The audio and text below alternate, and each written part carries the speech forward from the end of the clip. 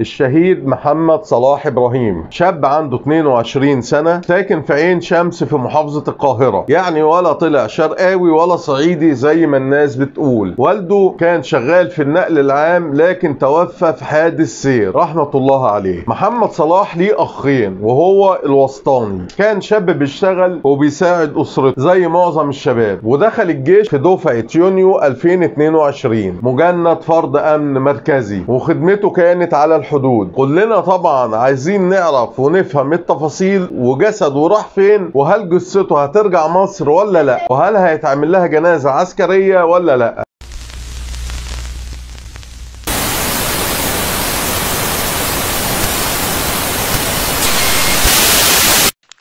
جسد البطل الجندي اللي قدر يقتل لوحده 3 جنود إسرائيليين. مش بس كده، ده تسبب في حالة بكاء ورعب في إسرائيل حتى الآن. يوم السبت خرج بيان من المتحدث العسكري باسم الجيش المصري، بيان أنا شايفه غريب جدا، وهو إن في فجر يوم السبت 3/6 قام واحد من عناصر الأمن وهو جندي من جنود الجيش المصري اللي كانوا على الحدود بين مصر وإسرائيل والمكلفين بحماية الحدود. المهم الجندي ده دخل في مطاردة او ملاحقة لعناصر تهريب كانوا بينفذوا لتهريب مخدرات على الحدود بين الطرفين. واثناء المطاردة الجندي المصري ده اجتاز الحاجز الامني لحدود الطرفين ودخل الحدود التابعة للكيان الصهيوني. وفي وسط المطاردة دي حصل تبادل لاطلاق النار بين الجندي المصري وعناصر من الجيش الاسرائيلي. واللي حصل هنا هو حاجة غريبة جدا، وهو ان في وسط تبادل اطلاق النار بين الطرفين اتصفى 3 افراد من جيش الصهاينة اللي كانوا موجودين على الحدود بيأمنوا الحدود هم كمان، وده غير 2 مصابين من نفس الجبهة. ومن الناحية التانية الجندي المصري هو كمان توفى. على الناحية التانية بقى الجيش الاسرائيلي اعلن هو كمان عن مقتل 3 جنود، وان واحد فيهم توفى في المستشفى نتيجة جروح بالغة، واللي تعرض لها نتيجة الاشتباك اللي حصل ده. وده على لسان المتحدث العسكري باسم الجيش الاسرائيلي هو المقدم ريتشارد، واللي طلع واعلن وفاة 2 راجل وست من الجيش، بالاضافة للثالث اللي مات في المستشفى. الاتنين دول كانوا موجودين في نوبة حراسة